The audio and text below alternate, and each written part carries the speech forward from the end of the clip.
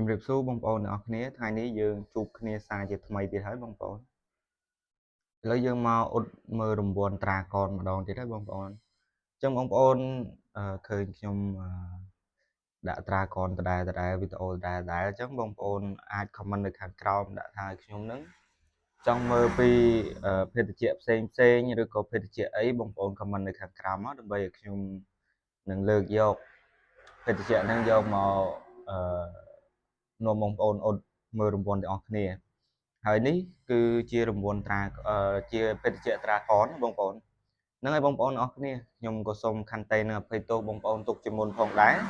បើសិនជាខ្ញុំនិយាយទៅលឺលួសឬក៏ពាក្យពេចន៍មិនសមរម្យនៅកន្លែងណាមួយដោយអចេតនាហ្នឹងហើយបងប្អូនឥឡូវបងប្អូនមើល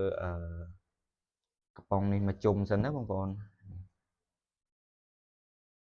គូតវាលេខ12បងប្អូនហ្នឹងមានតែ3លេខហ្នឹង14 13 12 11មានតែប៉ុណ្ណឹងមានលេខតែប៉ុណ្ណឹងទេហើយនេះ8A ដដែលទេបងប្អូន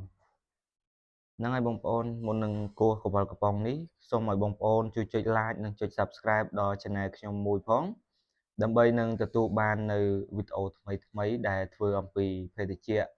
មកអ៊ុតមើលរង្វាន់អញ្ចឹងណាបងប្អូនដើម្បីយកមកចែកជូនបងប្អូនអរគ្នាជួយអ៊ុតមើលអញ្ចឹងណាហ្នឹងហើយបងប្អូនឥឡូវយើងកុំឲ្យខាត់ពេលវេលាយូរយើងអ៊ុតមើលរង្វាន់នឹងទាំងអស់គ្នាតែម្ដងទៅតោះឥឡូវយើងអ៊ុតមើលទាំងអស់គ្នាហាច់អីចាតឹងដែរណាបងប្អូនប្រហែលជាត្រូវមួយកំប៉ុងបងប្អូនអរគ្នាឥឡូវយើងត្រូវបានមួយកំប៉ុងហ្នឹងហើយបងប្អូនអរគ្នាបើបងប្អូនយកតាមខ្ញុំសូមខមមិននៅខាងក្រោមម្នាក់មួយផងបើបានរង្វាន់ដូចខ្ញុំដែរឬក៏ត្រូវឬក៏ខុសអីចឹងណាបងប្អូន